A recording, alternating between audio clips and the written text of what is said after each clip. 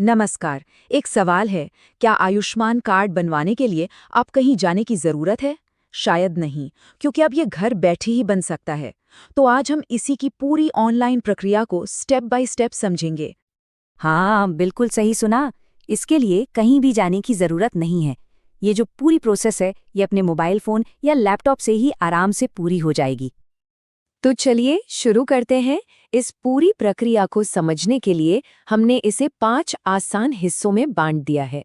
Login से लेकर card submit करने तक एक-एक करके सब देखेंगे, ताकि कोई भी जरूरी स्टेप छूट न जाए। तो सबसे पहला कदम क्या है? जाहिर है, हमें सही जगह मतलब कि ऑफिशियल पोर्टल पर लॉगिन करना होगा। तो चलिए देखते हैं कि ये कैसे करना है। तो देखिए, डैशबोर्ड तक पहुंचना बहुत ही आसान है। बस गूगल पर बेनिफिशियरी एनएचए सर्च करना है। ये नेशनल हेल्थ अथॉरिटी का ऑफिशियल पोर्टल है।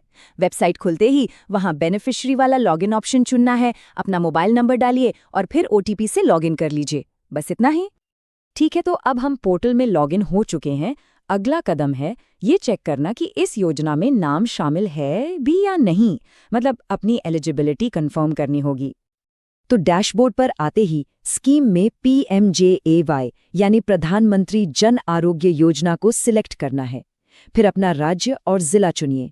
इसके बाद परिवार को ढूंढने के लिए कई ऑप्शन मिलेंगे, जैसे फैमिली आईडी या आधार नंबर। कोई भी एक चुनकर सर्च कर सकते हैं। अब सर्च करने के बाद दो में से एक चीज होगी। या तो स्क्रीन पर परिवार की पूरी डिटेल आ जाएगी, जिसका मतलब है कि आप एलिजिबल हैं, या फिर एक मैसेज आएगा कि कोई रिकॉर्ड नहीं मिला। तो मान लीजिए परिवार का नाम लिस्ट में मिल गया। अब आगे क्या? अगला स्टेप है EKYC। ये उस सदस्य के लिए करना है जिसका कार्ड अभी तक नहीं बना है। तो लिस्ट में उस सदस्य का नाम ढूंढना है जिसका कार्ड बनवाना है। उनके नाम के आगे आपको लाल रंग में अनआइडेंटिफाइड लिखा हुआ दिख सकता है। इसका सीधा मतलब है कि इनकी पहचान अभी प्रमाणित नहीं हुई है। तो बस इसी के आगे जो EKYC का बटन है, उस पर क्लिक करके प्रक्रिया शुरू करनी है। अब यहाँ एक बहुत ही जरूरी बात है, इसे ध्यान से समझना होगा। कई बार ऐसा होता है कि EKYC पर क्लिक करने के बाद प्रोसेस आगे ही नहीं बढ़ती।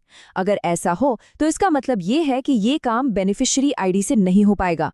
इसके लिए आपको नज़दीकी CSC यानी कॉमन सर्विस सेंटर पर जाना होगा, जहां वो ऑपरेटर आईडी से इसे पूरा कर देंगे। पहचान कंफर्म करने के लिए आधार OTP वाला ऑप्शन चुनना सबसे आसान रहता है। अपना आधार नंबर डालकर जैसे ही वेरीफाई करेंगे, एक सहमति पत्र आएगा, उसे अलाउ कर दीजिए।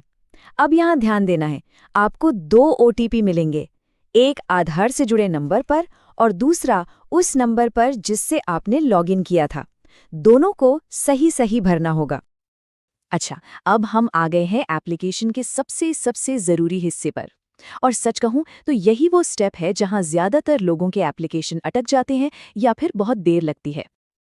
अक्सर लोग सोचते हैं कि अरे, मेरा एप्लीकेशन पेंडिंग में क्यों अटका हुआ है, न तो वो अप्रूव हो रहा है न रिजेक्ट। इसका जवाब आप यकीन मानिए लगभग हमेशा एक ही होता है। और वो समस्या क्या है? वो है फोटो का मिसमैच। मतलब आधार कार्ड पर जो पुरानी तस्वीर लगी है, शायद बचपन की, और जो लाइव फोटो एप्लीकेशन के समय ली जाती है, वो आपस में मेल नहीं खाती। तो देखिए, होता क्या है कि सिस्टम एक सॉफ्टवेयर के जरिए आपकी लाइव फोटो और आधार वाली फोटो को मैच करता है और इस मैच का एक स्कोर निकालता है। एप्लीकेशन को आगे बढ़ाने के लिए ये जो मैच स्कोर है, ये 80% से ऊपर होना ही चाहिए। अगर इससे कम हुआ तो बात वहीं रुक जाएगी। तो इस बड़ी प्रॉब्लम से बचने का तरीका क्या है? सबसे पहले तो अगर आधार पर फोटो बहुत पुरानी है तो उसे अपडेट करवा लीजिए। फिर एप्लीकेशन भरते समय जब कैमरा आइकन पर क्लिक करें तो एक साफ, अच्छी रोशनी वाली लाइव फोटो खींचें। ध्यान रहे कि चेहरा घेरे के बिल्कुल बीच में हो। फोटो सही लगे तो प्रोसीड पर क्लिक कर दें।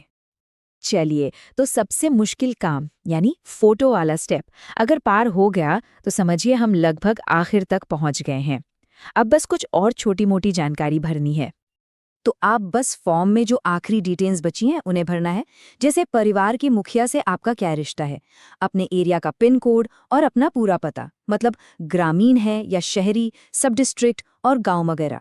ये सब भरकर बस सबमिट बटन पर क्लिक कर देना है। और जैसे ही आप सबमिट करेंगे, स्क्रीन पर एक रेफरेंस आईडी आ जाएगी। इस नंबर को बहुत संभाल कर रखना है, क्योंकि बाद में एप्लीकेशन का स्टेटस चेक करने के लिए यही काम आएगी। तो अब आगे क्या होगा? आपका एप्लीकेशन रिव्यू के लिए नेशनल हेल्थ अथॉरिटी के पास जाएगा। वो सब कुछ चेक करेंगे और जब वहां से अप्रूवल मिल जाएगा तो आप इसी पोर्टल पर वापस आकर अपना आयुष्मान कार्ड डाउनलोड कर पाएंगे। तो ये जो पूरी ऑनलाइन प्रक्रिया है, ये हमें एक बड़े सवाल पर सोचने के लिए मजबूर करती है। जैसे जैसे स्वास्थ्य जैसे जरूरी सेवाएं डिजिटल होती जा रही हैं, क्या ये वाकई में हर किसी के लिए ज्यादा आसान और सुलभ बन रही हैं?